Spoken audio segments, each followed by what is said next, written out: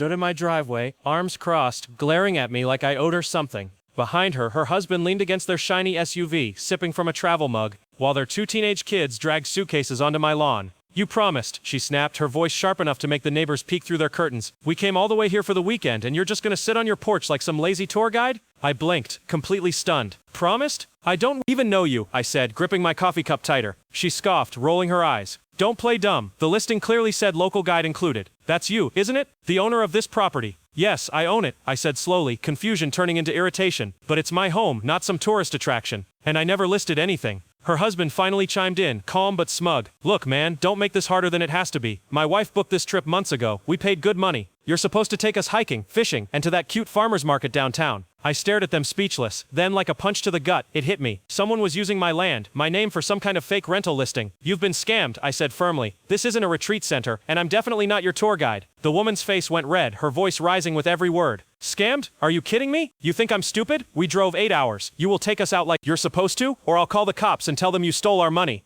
I laughed in disbelief, shaking my head. "Go ahead, call them. They'll see the property records and realize you're trespassing." Her smile twisted into something colder. "Oh honey, you have no idea who you're dealing with. My brother is on the HOA board, and he knows the sheriff personally. If you think you can just kick us out, you're dead wrong." A chill ran down my spine. Not because of her threat, but because this was starting to feel too familiar. I'd fought with that same HOA before, and last time they tried to seize my land. I sat down my coffee and took a step closer. "You have 5 minutes to get off my property," I said quietly. "Because if you don't, you'll find out who I know." Her eyes narrowed, but she didn't move. Instead, she smirked and pulled out her phone. "Fine, let's see how tough you are when the cops show up." And for the first time that morning, I smiled back. Because what she didn't know was that the sheriff she was about to call was my old partner. The woman paced back and forth, muttering under her breath while dialing. Her husband stood silently now, his earlier confidence fading as he glanced nervously at me. The teenagers looked embarrassed, clutching their suitcases like they wanted to disappear. This was just the beginning. Watch the full HOA Karen story in my long video. Link is in the description.